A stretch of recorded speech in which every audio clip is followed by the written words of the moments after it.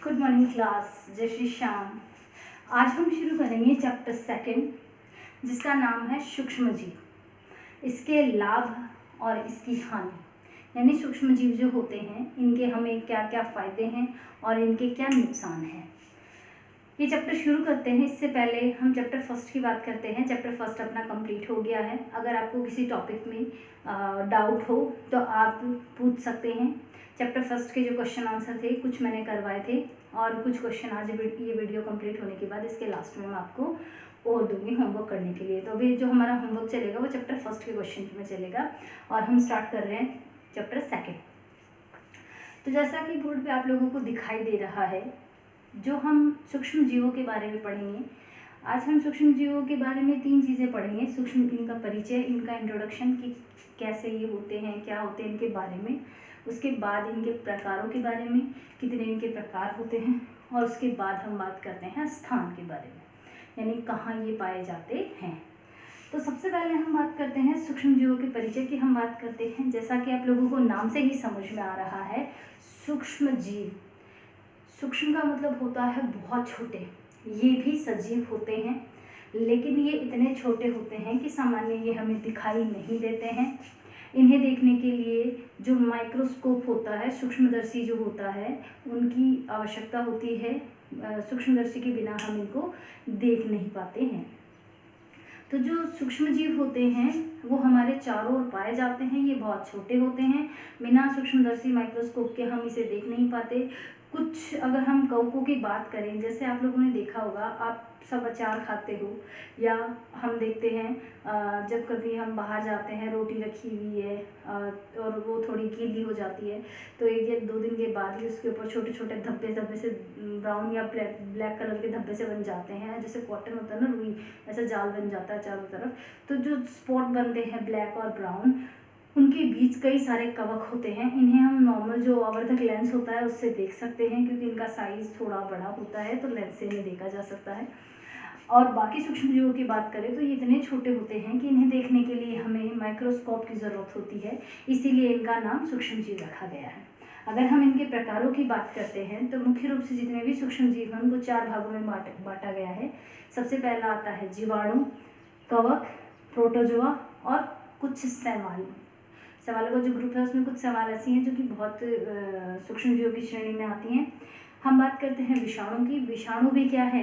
विषाणु भी एक प्रकार का सूक्ष्म जीव ही है, लेकिन ये इन चारों कैटेगरी से थोड़ा अलग होता है। विषाणु जो होता है जब किसी सजीव की कोशिका में होता है तब तो ये बिल्कुल सजीव की तरह व्यवहार करता है, और जब ये सजीवों के शरीर से बाहर होता है तो ये निर्जीव की तरह व्यवहार करता है। इसीलिए विषाणु जो होता है उसे सजीव और निर्जीव दोनों के बीच की योजक कड़ी कहा जाता है। यानी कभी ये सजीवों की तरह व्यवहार करता है, कभी ये निर्जीवों की तरह व्यवहार करता है। जब जैसे पेड़ पौधों की बात करें, जीव जंतुओं की बात करें, इनके शरीर में जब ये होता है तो ये सजीव की तरह व्यवहार करेगा, अपनी संख्या में वृद्धि करेगा, पोषण लेगा, और जैसे ही सजीवों के शरीर से बाहर होता है तो ये निर्जीव की तरह व्यवहार करता है। इसीलिए इसको स्टार बना के मैंने अलग से लिखा है। जीवाणु की अगर हम बात करें तो जितने भी मैं एग्जाम्पल आपको बता रही हूँ, आपकी बुक में इनके डायग्राम दे रखे हैं। अब डायग्राम देख के आपको लगेगा ये तो बहुत बड़े दिखाई दे रहे हैं, लेकिन वास्तव में ये बहुत छोटे होते हैं। नॉर्मली हम आंखों से इन्हें नहीं देख सकते। जब हम माइक्रोस्कोप में इनको देखते हैं तो इनकी स्ट्रक्चर उस तरह से दिखाई देती है जैसे आपकी बुक में दे रखी है।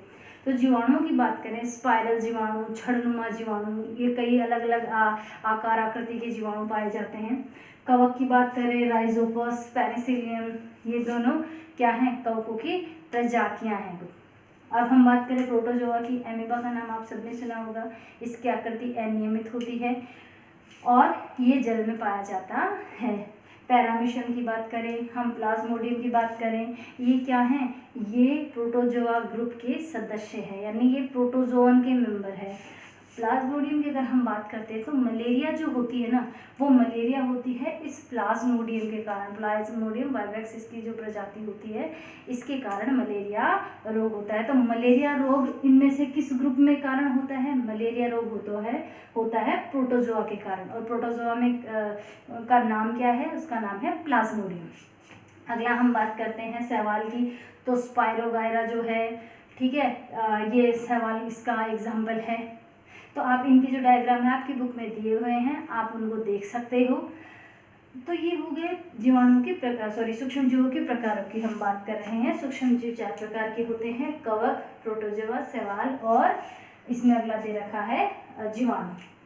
तो ये जो चारों प्रकार हैं इनमें लगभग सारे अधिकांश जो होते हैं वो इतने सूक्ष्म होते हैं कि माइक्रोस्कोप से ही हम इनको देख सकते हैं। शैवालों का कुछ ग्रुप जो होता है, हम कौकों की बात करें, कौकों का जो कुछ ग्रुप में कुछ मेंबर ऐसे होते हैं जो कि नॉर्मली जो आवर्धक लेंस होता है इससे दिखाई देते हैं। अब हमने बात की विषाणु की।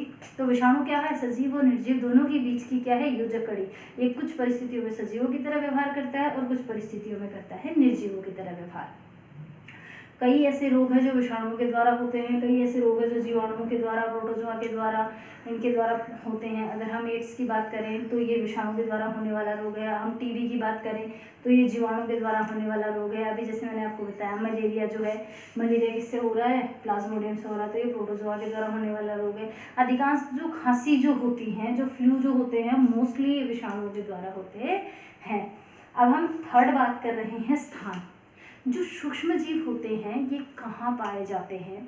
अगर हम इनके स्थान की बात करते हैं, जगह की बात करते हैं, तो तालाब या नदी का जो पानी होता है उसकी कुछ बूंदें लेकर जो कांच की स्लाइड होती है उस पर डाल के अगर हम माइक्रोस्कोप में इसको देखते हैं तो उसमें कई सारे सूक्ष्म जीव दिखाई देते हैं।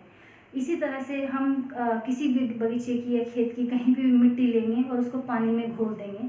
पानी में घोलने के बाद उस पानी की कुछ बूंदें स्लाइड पे लेके अगर हम देखते हैं तो भी हमें कई सारे सूक्ष्म जीव दिखाई देते हैं।